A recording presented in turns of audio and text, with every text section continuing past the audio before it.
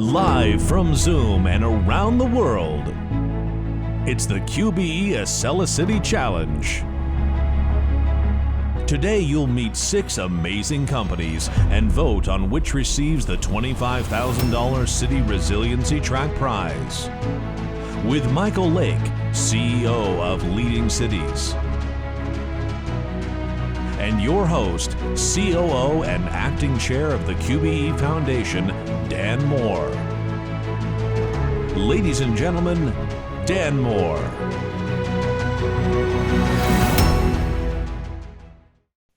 Thank you, everyone. Welcome. Appreciate you all joining us today for the QBE AcceliCITY Resilience Challenge. I want to extend a special welcome to our QBE audience. You guys are going to play a really important role in our audience awards. I want to extend a special welcome as well to our 6 entrepreneurs that are competing today. I think you're going to find a really fascinating mix of talent, ingenuity, ideas, and some really interesting businesses that we're going to review. And certainly a welcome as well to our partner, Leading Cities. And welcome everybody here for joining today for this pandemic-focused semifinal of the QBE AcceliCITY Resilience Challenge. Cities and communities across the globe are living through a unique crisis as COVID-19 kind of continues to spread. I think all of us can empathize with the ways in which the way we live, the way we work, travel, socialize have been impacted by this particular crisis. And it's really important during this time, right, that we think about how it is that we respond to this challenge, how we think about protecting our people, our economies, and the cities in which those individuals live and work. And more than ever, I think, the need for resilience has been demonstrated. The ability to be resilient in the face of those challenges, be resilient as we help communities move through the crisis towards recovery and on to continuing to thrive again. And it's for this reason, right, that we're really excited about the QBE partnership with Leading Cities. It's an opportunity for us to help source and fund and scale startups whose ventures are solely focused on creating solutions that address the risks, equity, sustainability challenges in our cities and communities. And so no better time for us to be participating in this challenge than now. And with that, I'd like to hand it over to our partner, Michael Lake, who will spend a few moments talking a little bit more about Leading Cities and the QBE AcceliCITY program. Michael. Thank you, Dan. And I also want to thank all the members of the QBE family joining us today. As Dan said, you do have an important role, which I'll get to in a moment. But as the president and CEO of Leading Cities, I'm honored to be part of this program. And as an organization, Leading Cities couldn't be happier to have partnered with QBE. You know, we are a global nonprofit organization whose mission it is to drive resilience and sustainability for all by unleashing the potential of our world cities. And this program, the QBE AcceliCITY Resilience Challenge, is an opportunity for us to globally source and expert vet some of the best solutions to some of the most challenging issues facing our communities. But this partnership with QBE, if I may take a moment and highlight this, is so important to us. It's more importantly, I think it's just the fact that QBE and the leadership you have demonstrated as an organization is exactly what we hope for in a partner. It really has been an honor to work with the entire QBE team on bringing this program to so many entrepreneurs around the world. Dan was highlighting some of the real challenges that our communities are facing in light of COVID-19. But the reality is QBE was focused on urban resilience or city resiliency long before COVID-19. As an organization, I think that's a testament to your leadership in the world. It's your leadership and foresight in terms of issues that are affecting our communities. It's about being a great corporate leader and being a responsible member of the community. I think it's incredible to see so many QBE employees joining us right now, and a testament to the culture that has been created within QBE on dealing with community issues, thinking globally, acting locally, and having a tremendous impact in the world as a result. As Dan mentioned, city resiliency has changed in light of COVID-19, or the concept behind it. It was for so long attributed to things like climate change and sea level rise. But now we're talking about city resiliency in a whole new context, a much more appropriate context, in my opinion, where it's not just about the environment, it's also about economic stability and resiliency. It's about the ability for us to go to work, to send our children to school. It's about being able to having secure food supply chains. It's so much more than just climate change. And as Dan said, this is such a key moment in the world's history to be tackling these issues and to be seeing them in this new light. And the AcceliCITY program, just to give all of you an understanding of what has happened, we put out a call for applications earlier this year. In fact, we had to postpone it because of the COVID-19 outbreak. But even despite all that was happening with this global pandemic, we had 398 applications come in from 37 different countries.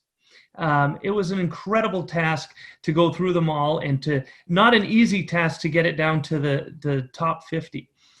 Which we now have 50 semifinalists who have gone through 2 months of web-based curriculum. Now we're at a stage where you today are selecting the winner of the City Resilience Challenge, and next week we will have sessions with each of our, in fact, 150 sessions, one-on-one meetings between our 50 semifinalists and one-on-one mentoring sessions. From that, we choose our top 10 to 15 finalists who will go on for a boot camp, and then we'll be back with the QBE to select our final winners. I just want to say another minute to thank QBE for your generosity. The $25,000 prize that's being awarded today, the $100,000 prize that's being awarded in October are incredibly important to these organizations that you're soon going to meet. But the truth is, this program is so much more than just those prizes. It's about the connectivity that each team has had an opportunity to build between each other, between the global ecosystem of experts that they've been introduced to and connected with.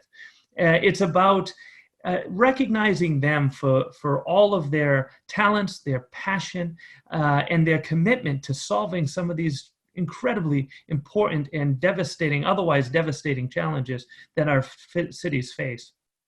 So one last thing I want to say, Dan, is just that the United Nations has estimated that more than 1 million people move into cities somewhere in the world every single week. For the first time in human history, there are more people in the world living in cities than outside of cities. So it's not an exaggeration. I'm not being hyperbolic here when I say to each of you who have joined us today that your participation in this, your selection of a winner, your awarding of this prize, your recognition of their solution and the impact it will have in cities and around the world is nothing short of world changing. Because to change a city today means to change the world. So I thank you for your participation. I'm honored that Leading Cities has been partnered with QBE.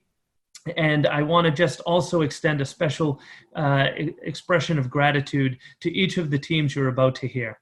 Thank you, Dan. I look forward to the rest of the show. Thank you, Michael. I appreciate one, you just kind of highlighting a little bit more about the work that this goes on behind the scenes with these entrepreneurs, the development, the mentorship. It's clear that this is more than just a monetary prize, and so that's awesome. And also just appreciate the passion that's evident that you have for this effort and for our cities and communities. So thanks for that. All right. We're going to go into a few videos now, and so we're going to go through a video for each of the six entrepreneurs, and we're going to start out with the first one. which is GMed Chain. So let's roll the GMed Chain video. With millions of COVID cases worldwide, healthcare systems around the world are struggling more than ever to obtain safe and reliable supplies. Stepping up to solve this is GMed Chain.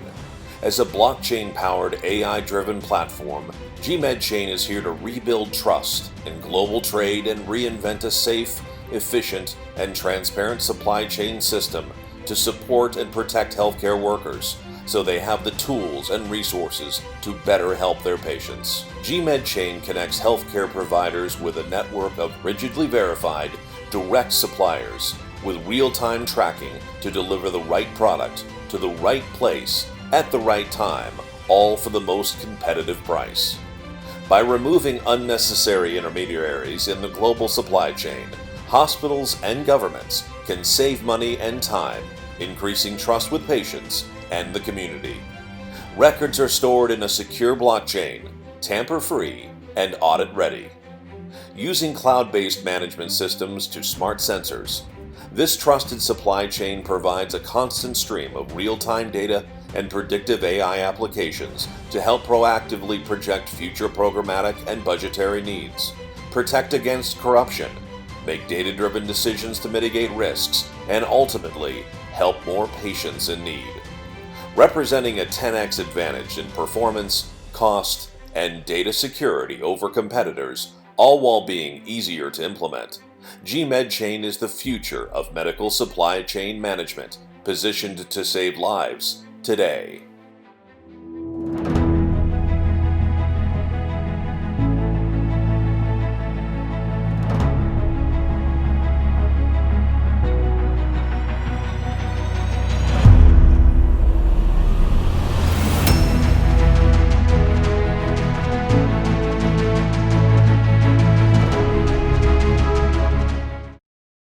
Awesome. So pleased to have Miriam here with us today from GMed Chain. So Miriam, I think we've all experienced counterfeit goods at one time or another in our lives. But obviously, when we're talking about medical goods, that's a much different problem, a much more potentially serious problem, right?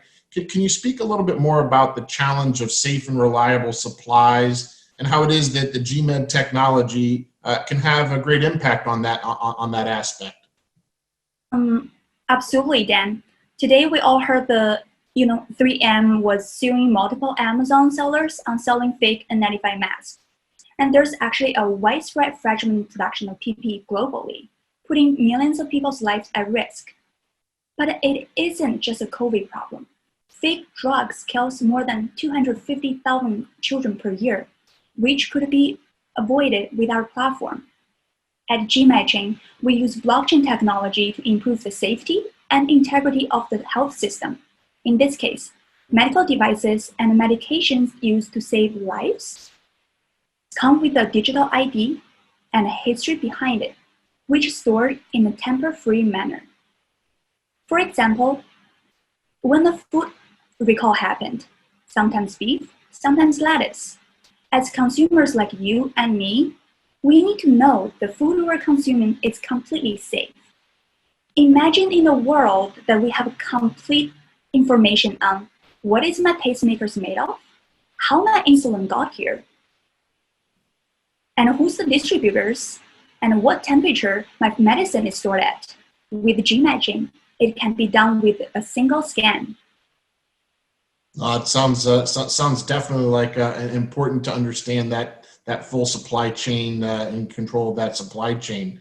Can you talk a little bit, Miriam, about what differentiates your solution from some of your competitors? Absolutely. Can I share a recent story with you? Sure. Last Sunday, a Peruvian girl requested help through Twitter. Her father just passed away, and her mom also get infected with the COVID, but the hospitals are all ventilators.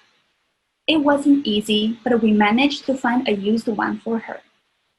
Tuesday morning, sitting in front of my computer, I was ready to share the good news with her. Her words was showing up on my computer one by one. She didn't need it anymore. She said, her mom has just passed away hours ago. I failed, I told myself. Have you ever had the moment that you realized that you thought you'd know something, but you actually didn't? That was my moment. I see it now. I can feel it in my body, and everything has changed. G-Matching is more than just a startup. We're in the business of saving lives. A hospital takes 6 months to go from sourcing to contracting, traditionally with multiple distributors. Even in the pandemic situation where it stands right now, where they need it the most, equipment still takes 90 days to deliver. With G-Matching, we can change this reality. Our pilot project of moving 50,000 PPE have proved that with our algorithm, we can have it done within 10 days. That's 10 times more efficient than any other solutions out there.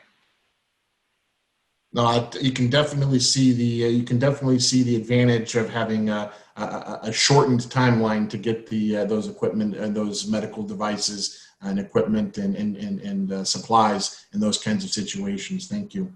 What about customers? Can you maybe give us just an idea of who some of your target customers would be, and how big is the market that you're looking to address? Another great question. According to WHO, 500 billion of counterfeit medical products were in circulation in 2019 globally, an increase of 90% in the past 5 years. And it isn't just a developing country problem. In Canada and US, a lot of county hospitals still using fax machines to order critical supplies.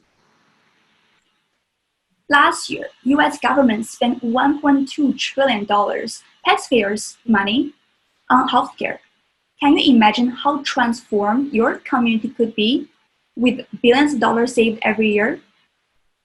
That's why at G-Matching, we're targeting cities, hospitals, public sectors, Department of Public Health, producers, manufacturers, and every stakeholders to build a more resilient health system.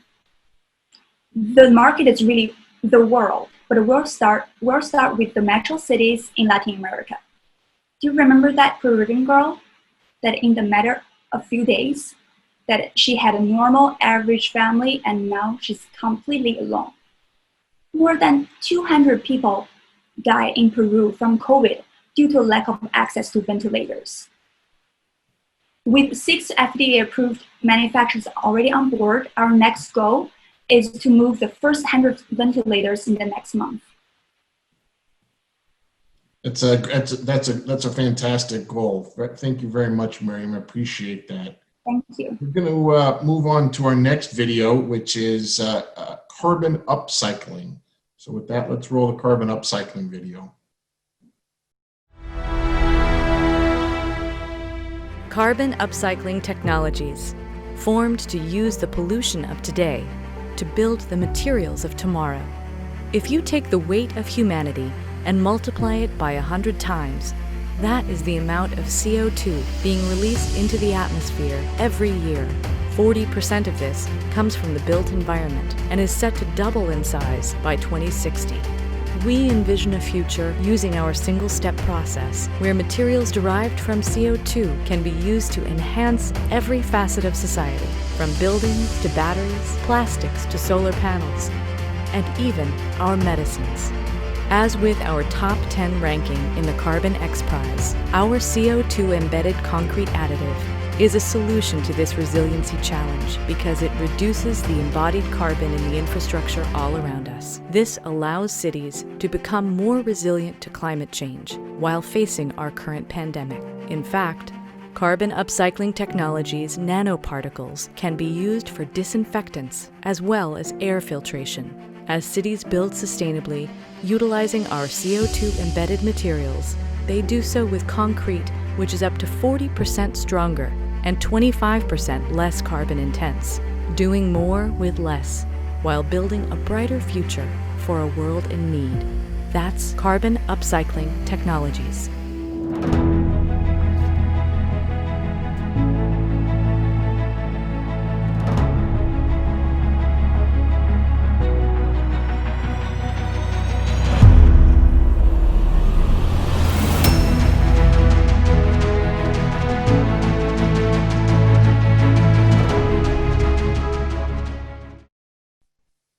so we've got Madison here, and I think Madison, we probably all have heard a lot about carbon and the challenge that that presents for global warming and whatnot. But I'm not sure many people have thought about how products could be made from carbon or sequestering carbon.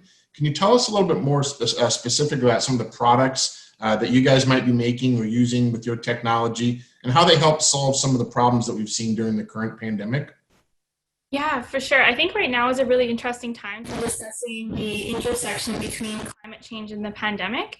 And that's one of our main goals, is using waste CO2 to create value add end products. So essentially what we're doing is we're taking this gaseous CO2, waste CO2, and we sequester it into inorganic solid powders.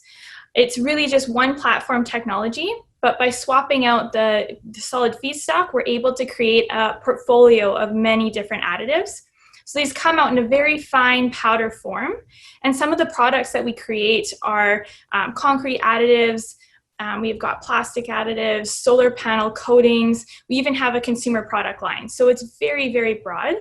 All of these, like I mentioned, are very fine powders. And one of the ones that we're working with is a graphitic nanoplatelet. So it's a graphite powder. We sequester the CO2 into this process, and it's breaking down the particles of the graphite to create very, very fine powder that can then be added to filters and to masks to make them more efficient. Graphite does actually have an antibacterial property, so it's a really interesting way to be using CO2 as well as this technology to create more efficient mask filtration technologies. It can also be applied in a coating, so that's one of the aspects that we're also looking for in this pandemic, is to see if in the future we can add this as a coating to surfaces to make sure that they're antibacterial already. So when you're touching these surfaces, you know, they already have the properties needed, and wipes are not necessary. But yeah, this can also be added to wipes as well. And so we use a graphene oxide in that process, and we're able to wipe down the surface, creating a very strong disinfectant. No, that's fantastic. It sounds like had we already had this technology more widely deployed, it might have helped to minimize the effect of the global pandemic, right? Is the solution affordable? And how is it that you're thinking about maybe getting that to market? Yeah, for sure. So I can speak about a few of our product lines and their affordability. Not only are they affordable, but they actually save companies money. So one of our most advanced product lines, one of the ones that we're demonstrating for the NRG COSIA Carbon X Prize, I'm actually on site there today, is the enhanced fly ash. So this is used in the concrete industry. And essentially what it does is it has this CO2 sequestered in it, but it reduces the amount of cement used in concrete by up to 20%. By doing this, we actually increase the compressive strength of concrete by 40%. And this allows companies to save between 6 and 10% on their concrete manufacturing. So I know not everyone is a concrete expert, but cement is a really, really expensive portion of concrete, and it's also the most carbon intense. So not only are we sequestering waste CO2 into the product, but we're able to reduce the most carbon intensive process in the concrete manufacturing industry. So this is a really, really sustainable product. I mean, if you're talking about city resiliency, this is something that can, you know, build future cities and also be added to existing infrastructure when you're repairing and creating, you know, new products. So this is a really, really cool product in that sense. And then we also have plastic additives. Those ones are really unique in the way that they change the process of creating plastics. So if for injection molded parts, manufacturers are able to reduce their cycle times, which saves them money in the long run, and only a small portion of additive is actually needed, only 1% by mass of the product. So that's a really interesting additive as well. But we make sure that all of our additives are sustainable, and we make sure that they're all affordable so that they actually have an uptake in the market. Absolutely. So, so the cement or the concrete can be used in all sorts of city applications for construction. Is that right? Yeah, that's absolutely right. And we actually have an anti-corrosion coating as well. So this is where we got the idea for the antibacterial coating. We've actually been a commercial company since 2017. We were the youngest carbon utilization company in the world to earn revenue at that time. And this anti-corrosion coating is another one of our product lines. It's really interesting as well because corrosion itself is $1 trillion problem in the US. And by being able to save infrastructure through applying a very, very simple coating with a spray gun that has CO2 absorbed in it, it's a ceramic-based material, that's a really powerful way to also provide resiliency to infrastructure that's already existing. Protecting existing infrastructure and certainly sustainable cement is important for cities. So thank you very much, Madison. We're going to roll to our next video with Eva. So let's roll the Eva video.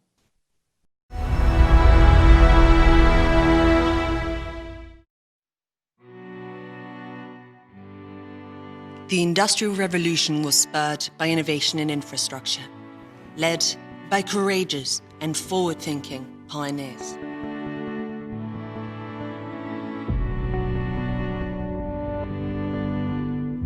Today, we are once again on the threshold of a new industry gaining global presence.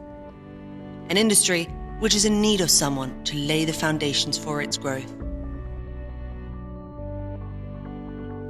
At EVA, we build world-class infrastructure for drones to enable secure drone operations all across the globe, so that we can turn it into a vast land of opportunities, so that drones are ready for takeoff, wherever, whenever, so that they can support us to protect lives, close gaps in critical goods supply chains, and bring vital packages directly to people's homes. So we can use drones to survey and study the things that move us further. At EVA, we're building the future of tomorrow. We developed the world's largest UAV docking station, a drone-agnostic, high-throughput station for multiple drone use cases, containing a charging and control area, allowing for secure operations and mission control. As drones grow to help society, we provide the technology they need to help drones successfully do their jobs. We use the skies to connect businesses and people through technology and innovation. And as we grow faster, smarter, and better, EVA will continue to support the world in laying the groundwork for the UAV industry to thrive. At EVA, we build the infrastructure of the 21st century.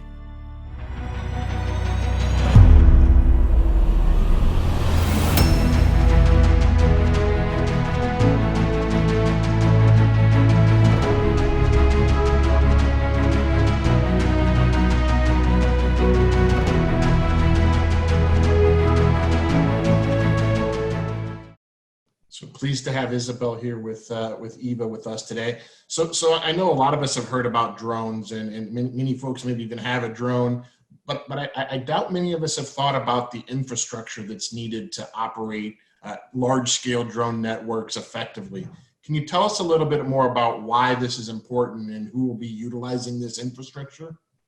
Yeah, certainly. Absolutely. So thanks for pointing that out. In fact, we do not do our own drones. We build drone infrastructure because sometimes I know that's hard to come out. So I think where this was born was our CEO comes from Tesla, and I think the thing that he really took away from Tesla is how important infrastructure is really in order to make a new industry thrive, and how much the groundworks really determine the speed with which we can add this sort of technology into our world.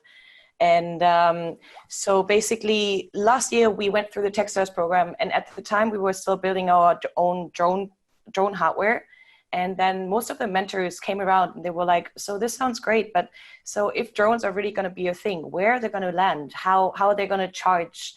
How are they going to dispatch? How are we going to make sure that the mission control is going to be enabled? And that really stuck with us. And then we started doing our homework, and we realized that out of the I think at the time last year, 3.3 billion US dollars that had been invested into the drone industry or into the UAV industry.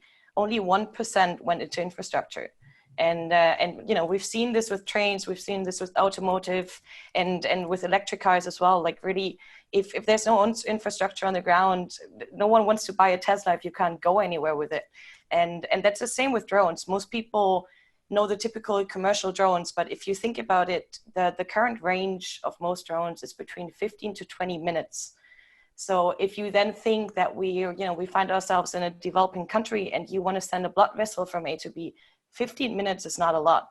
And I've talked to people in, let's say, Nepal, where they, you know, you've got a hospital that's basically in the middle of nowhere, and then they fly a drone out there, and then the drone has no more battery life, and then they have to wait for 2 weeks for a truck to come to then take that drone back to their headquarters to let it charge there. And that's not how we envision the future. We want to really enable the industry, because we've seen hundreds and hundreds of incredible drone concepts, but none of them really have a solution right now on how to really scale it, because what's really missing is a way to charge it and a way to make drone operations more secure.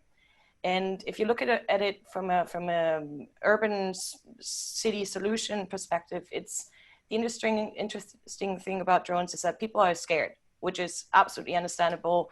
And I think the drone industry is very much dependent on public acceptance. So what we want to make sure is by building deliberate drone corridors, basically connecting one of our stations to the other, we have these set corridors where drones are going to be able to fly, but it's not like we're just going to shove hundreds of drones into New York City and they're going to be everywhere and they're going to be loud. We are going to make sure that there's going to be corridors and it's going to be secure, and people are going to have the opportunity to sort of get used to it and to really know what to expect. And that's what we have for. It sounds like you're almost building drone roadways in the sky, if you will. Pretty much. I mean, we did sort of copy the entire idea of like a gas station, just like that, because, you know, it's been done before. That's why we recently talked to Gulp, which is the biggest gas station provider here in Portugal. And we're like, can we use your real estate? And they were like, yeah, we've done this before. Like, why not? We might as well, you know, mesh the country with on a 3D level as well. Sure. So do you have many competitors, and what are some of the things that might differentiate your solution from your competitors' solutions? Right. Well, yeah, I think it's, there's always competitors, but I think what really makes us stand out is that most of the competitive solutions that we see are mono drone stations, which is then really a drone in a box solution, which is for sure great. And most of them are very proprietary solutions. So it's like DJI has their own drone charging box, but what we want to achieve is being drone agnostic. We do not want to be the Tesla superchargers of this world, but we want to be really an open system for any kind of amazing drone concept that's out there. And other than that is we're huge. Like we can accommodate up to 24 drones at the same time, because that's the way how I see the future. Let's say, you know, if you look at QBE already using drones for their services as well. If you need to assess an earthquake that happened in Ecuador with drones, you will need more than just one drone to fly over that entire space. Or if you want to, you know, search and rescue for people, if you want to do medical delivery, there's going to be more than one drone needed. So we really want to be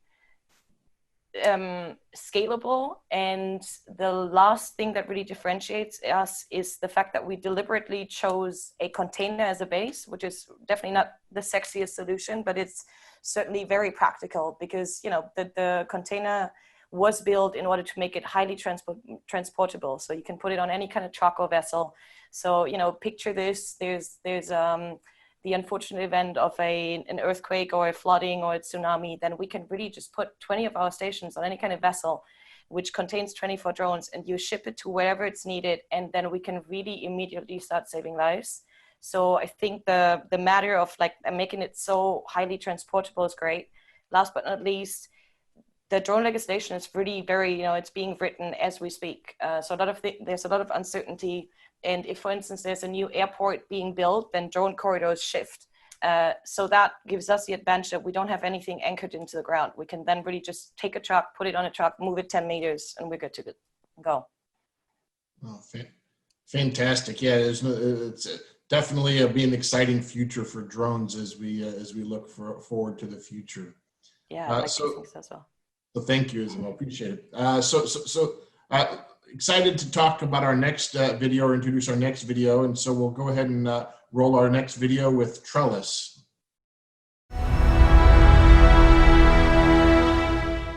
The world is full of problems. We rely on government and nonprofits to help. Local governments have financial resources to help the communities they serve. Nonprofits have unique insight and expertise working with specific challenges.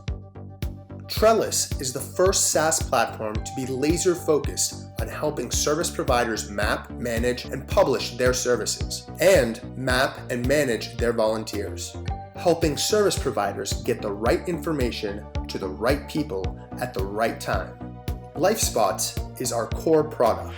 Service providers publish their services to the mobile app in real time so their community can see what nearby services or events are available. For time-sensitive information or events, geo-targeted push notifications can be sent to end users, all of the organization's followers in a specific location. Government solves many of the problems that the private sector can, but they need to do more with less. Whether it's public health, disaster services, libraries, education, employment, or mental health and addiction, cities need tools to help them work with nonprofits.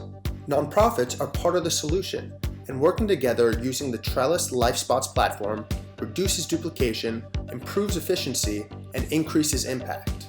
Our platform enables collaboration, coordination, and communication. There's a fire in Joe's neighborhood. The city fire department tells him to go to the nearest school, to download the Trellis LifeSpots app, and subscribe to the disaster news feeds for real-time information. Joe will get a push notification when it's safe to go home. Sue is homeless. The shelter is full. The shelter tells Sue to download LifeSpots, and she'll be able to find other centers, food banks, and services nearby. They'll message her when there's a bed available. Sally is a mental health volunteer. The drop-in clinic is short of staff. The volunteer coordinator uses the Trellis control panel to find volunteers nearby. Sally was one of the closest. She got a push notification asking her to come in. Our customers love us. We already have more than 1,000 of the largest nonprofits and government entities using Trellis.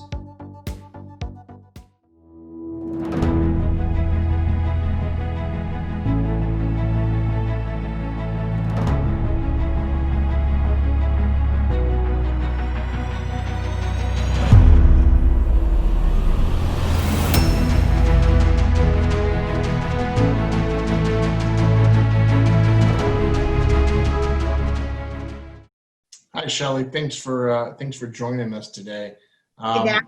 Obviously, I think that a challenge as big as what we're facing requires lots of different participants, whether that's governments, nonprofits. Can you maybe talk a little bit about some of the examples of how your product would have been helpful to end users during COVID-19? So what we've heard about today is that we're in a situation that's more devastating than any of us have ever lived through before. And I'm not really talking about the health consequences. That's horrible in and of itself. But the fact is that the economic fallout is challenging tons and tons of people around the world. And in the US alone, there's going to be probably 20-something million people evicted between now and October. So the app is designed to help people find the help that they need, whether the help is help paying their utility bill or paying their rent or finding food. The local food banks are just like there's traffic around the block for people trying to get help. And these are middle-class people who've never needed help before. There's always been people who have needed help, but the ordinary person who lost their job, there's a family, with two parents that have lost their jobs and there's kids. Maybe those kids didn't rely on the free lunch programs as other families might have done, but these families have never been in a situation before where they couldn't pay their bills. And so they don't know that there's government, city services and county services and nonprofits that are there to give them the resources they need. And the thing about giving people the resources they need when they need it is it makes them much more resilient. So it reduces the risk, you can understand that in the insurance business, reduces the risk because people address their problems sooner, they're going to climb back, they're going to be much more resilient. So we have a lot of experience with this. We launched a free app 5 years ago, this app, in the humanitarian disaster space, and it's being used in 23 countries. And I hate to say it, but right now we're in a humanitarian crisis in the US as well as the rest of the world due to COVID, and it's mostly because of the economic fallout. So that's how we see it, is we're giving help to people that they can find it quickly and easily in a mobile app right when they need it. We're giving government and nonprofits the tools to see across all other service providers who has what where, so that can be better coordinated, so there can be less duplication, so that the aid that's available can get to the people who need it in the quickest and shortest path available. Absolutely. You mentioned that there were some other citizen apps available. Can you maybe talk a little bit about how Trellis is different than some of the other citizen apps that are available?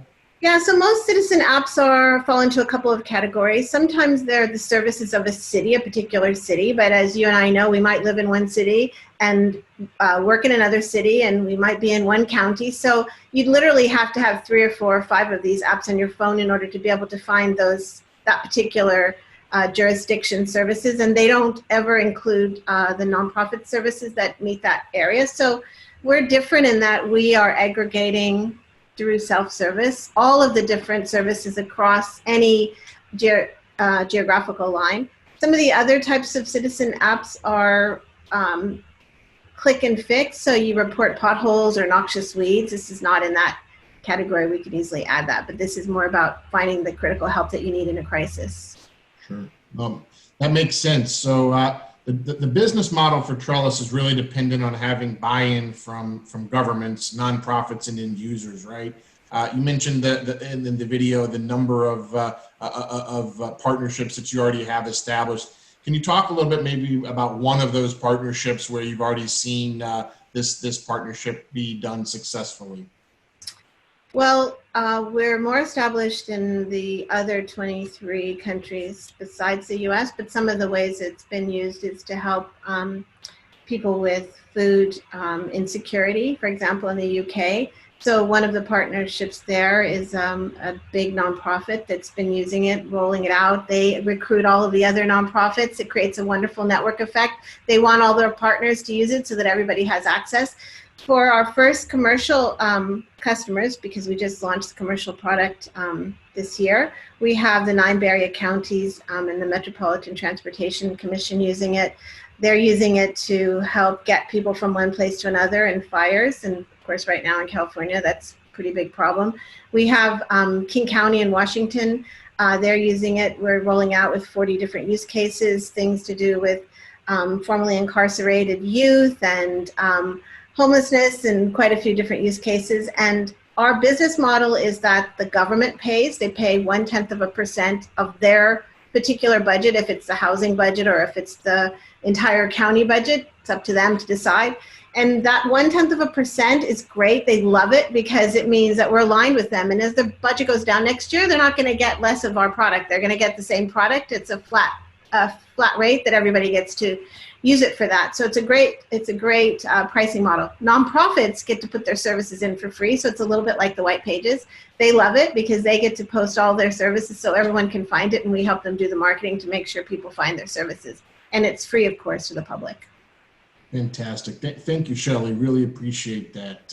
Lots of opportunity to provide services both through nonprofits and governmental agencies. So appreciate that. Sadly, a lot of opportunity. Thank you. Mm-hmm. So we're going to move to our next video, and we will roll the helioponics video coming up.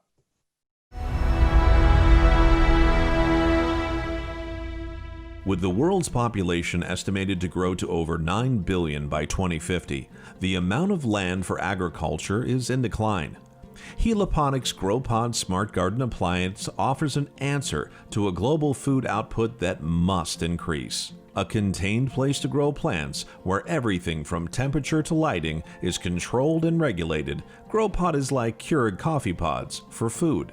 GrowPod eliminates the impact of weather, producing all year in any location with yields 10 times higher than traditional farming per acre. A more efficient method of farming to feed a rapidly growing urban population while reducing the risk of pathogens so often causing recalls, illness, and even death. With COVID-19, the dangers broaden as consumers face concerns simply visiting the grocery store. Questions like, who touched the food last? Or how has it been taken care of during shipment linger? GrowPod gives power back to the public, offering a farming method that provides them with safe produce without taking up a large amount of space in their homes. Automated hydroponic hardware combined with smart cloud software allows anyone to become a farmer, regardless of their climate, space, or even existing knowledge of agriculture. Consumers enjoy pure produce that is better for their health and the environment. In-home, contactless cultivation, strengthening our immune systems just when we need it most.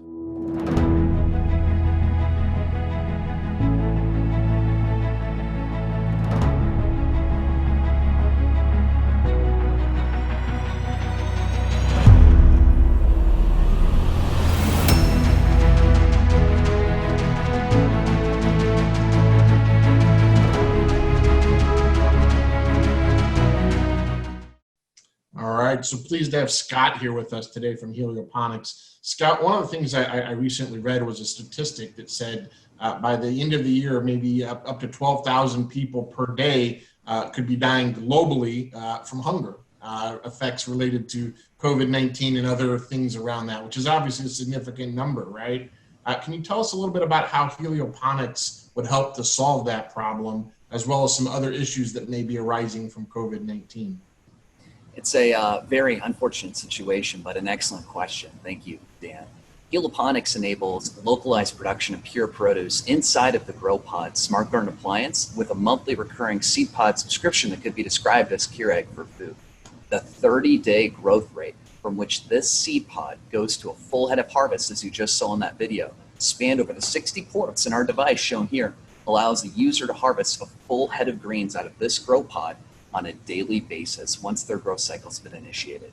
Not only is Helioponics making food available at the household level without undue COVID exposure in crowded grocery stores, but this food is better tasting and more nutritious since it's literally alive versus the dead produce that you would otherwise see available at the grocery store. And this has been an excellent business opportunity of selling recurring revenue subscriptions of raw agricultural inputs while delivering premium organic quality. But this has also been an uplifting experience for our community, as Helioponics has partnered with a contract manufacturer called ARC Industries here in Southern Indiana. ARC Industries employs individuals with mental disabilities who package our seed pods, including a member of my own family. In addition to better food quality, and our impact includes reduction of methane emissions from the elimination of food waste. It's alive until you need to eat it. We reduced water consumption. Hydroponics uses 95% less water than conventional agriculture, especially where it's needed on our western coast where most vegetables are grown. And it even reduces carbon emissions through the elimination of unnecessary and wasteful supply chains of food. Thank you. Yeah, no. So seems like a really great solution, and something as a gardening aficionado, obviously of interest to me. One of the questions maybe would be, how affordable is that for the average American family? Another great question that frankly is not asked enough yet in this industry. Prior to this point, indoor agriculture has barely, if not been profitable at all. And that's due to low yields and high power consumption, forcing it to only cater towards high-end boutique industries. That is until this very point. The founding of this company, Helioponics, is an extension of my previous experience as a NASA engineer at Purdue University, where I contributed to the design of the hydroponic growth chamber on the International Space Station.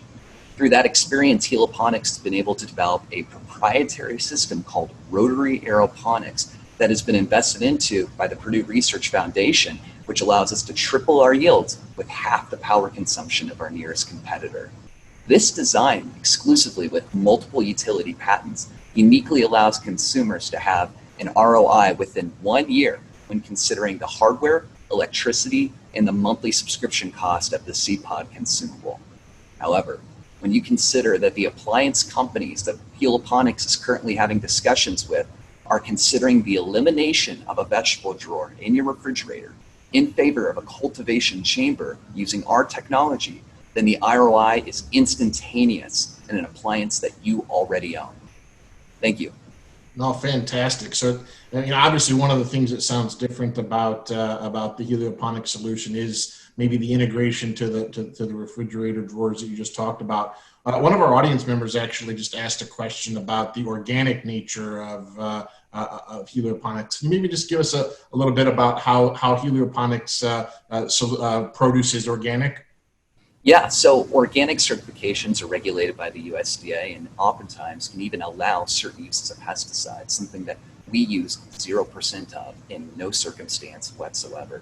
That's why we distinguish ourselves with the pure produce trademark distinguishment. An average head of lettuce could be touched by over 20 different people by the time it made it to your kitchen. You better hope none of those individuals had COVID. In our case, it's grown locally in your kitchen. The person who puts it in is oftentimes the person who places it out. So we consider ourselves above and beyond that of even organic certifications by establishing a new tier. Fantastic. Thanks, Scott. Really appreciate that.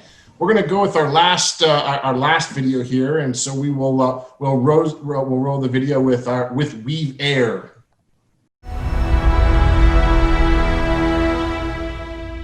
Take a deep breath. From the moment we're born, our health depends on the air we breathe. Dangerously, most current technologies fail to detect the microscopic organisms lurking in the air conditioning systems of our buildings, transportation, and infrastructure. While a problem for decades, we must find solutions now for a world gripped by pandemic. Weave Air seeks to meet that challenge. With an end-to-end hardware and software combination for air ventilation systems, Weave Air enables owners to prevent contamination, infection, comply with regulations, all while reducing operational costs and liabilities. Our multi-sensor devices track over 22 metrics in real time, have a 95% accuracy rate, and can be easily installed in any air conditioning system. Additionally, our systems control temperature, and in this time of need, track space occupancy, helping to implement safe distancing measures. Predictive software enables us to make fast and accurate decisions to optimize energy, carbon emissions, and save lives. With over 16 awards worldwide, Weave Air is a recognized global leader ready to change the world one breath at a time.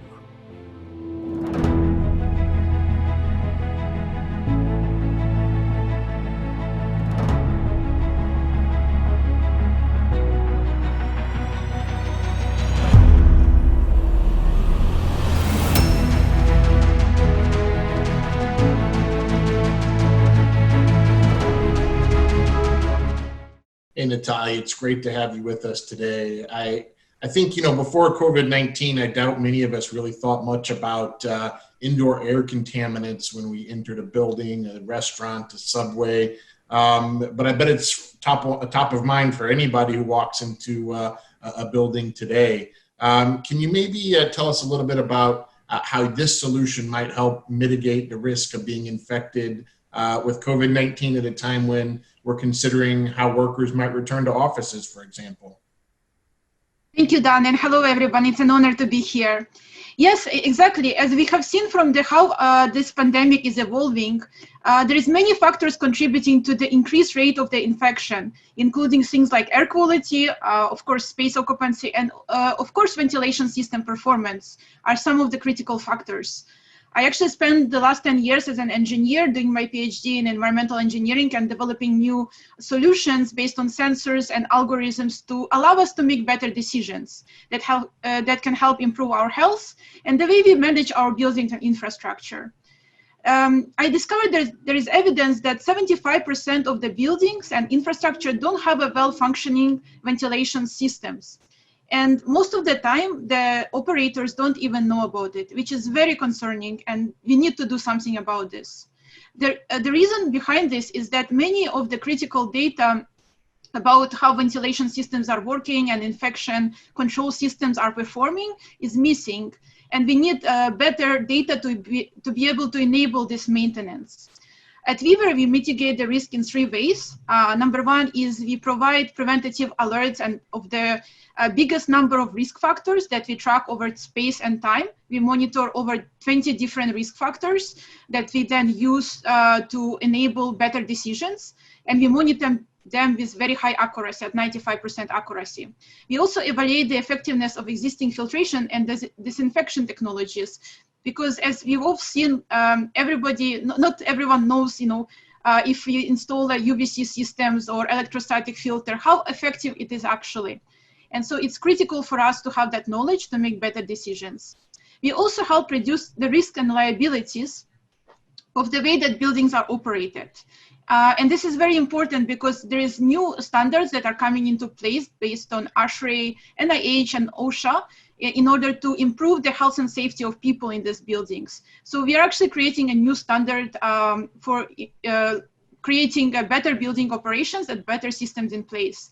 In addition, during this time of COVID, we have realized that we need to adapt our solution and adapt our product roadmap. So we actually are excited to announce that we are introducing a new sensor, a real-time sensor technology that can detect biohazards like bacteria and virus in the air on the surface of the particles, which we will be launching in the next generation of our product.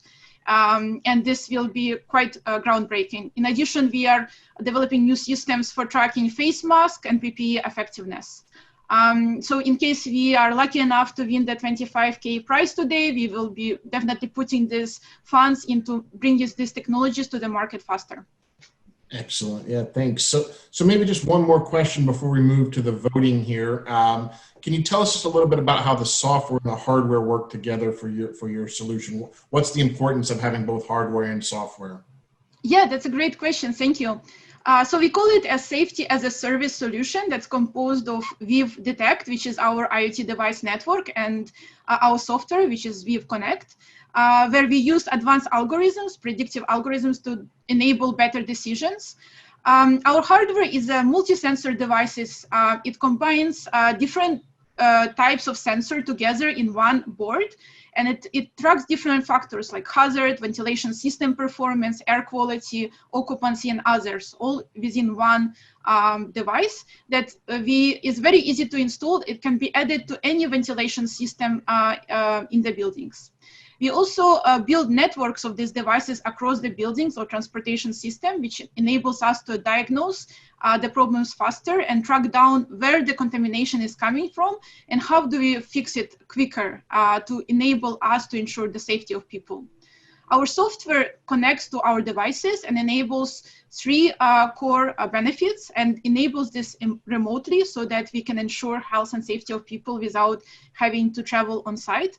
This includes detection and control of the sources of contamination, diagnosing ventilation system failures, as well as tracking cleaning and operation procedures. We discovered that loss prevention engineers in insurance companies are very interested in this data as well in order to prevent the risk and in order to help the customers improve their operating procedures. By combining hardware and software, Weaver is able to enable 200 times faster and more accurate diagnostics, as well as decision support system to reduce the sources of these hazards, contamination, as well as infection. And by integrating with the building control systems and maintenance services, Weaver is able to have a return of investment of less than 2 years and save the organizations of over $300,000 per installation per year. And more importantly, and this is very important to me personally, is it enables us to ensure the health and safety of all of us. Because we need to enable the building infrastructure to actually take care of us. Because if you cannot measure, you cannot control. And if you cannot control, you cannot improve. Excellent. No, thanks so much, Natalia. Appreciate that. And thanks really to all our entrepreneurs. So many fascinating solutions, so much great ingenuity and creativity being applied to the challenges in front of us, right? So we're going to get ready to move now to the part where all of you have joined the call and the event today, which is the voting. So we're going to go ahead and put up the voting on the screen and allow you guys to vote for the solution that you'd like to have.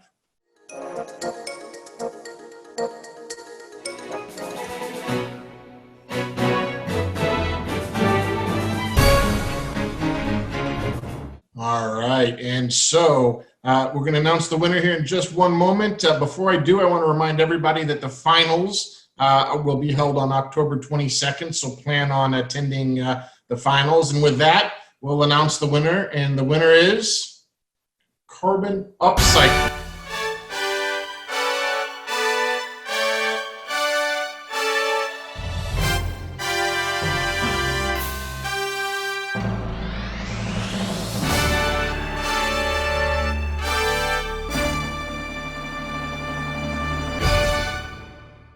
So congratulations, Madison and the Carbon Upcycling team. Madison, maybe just a quick question for you. As the winner of this this challenge, how do you plan on using some of the award monies to advance your organization's goals? Yeah, thank you all so much. This is a big honor to be receiving this award. For our company, this amount of funding can go towards a new reactor to be building more infrastructure, more additives, and we're really excited to expand our reactor build that we have. So yeah, thank you so much. This is really exciting. No, fantastic, and really excited to see how you guys are able to continue to advance the mission of carbon upcycling and sequestering carbon and affecting that challenge for our communities in urban areas. So with that, I want to just say thank you again to all of our audience members for your voting and your consideration. I want to say thank you to our great entrepreneurs. So many awesome solutions were presented, such great creativity displayed. A special thank you to Michael and Leading Cities for our partnership in this effort. And a final reminder that the finalist event is on October 22nd. And with that, thank you to all for your participation and have a great afternoon.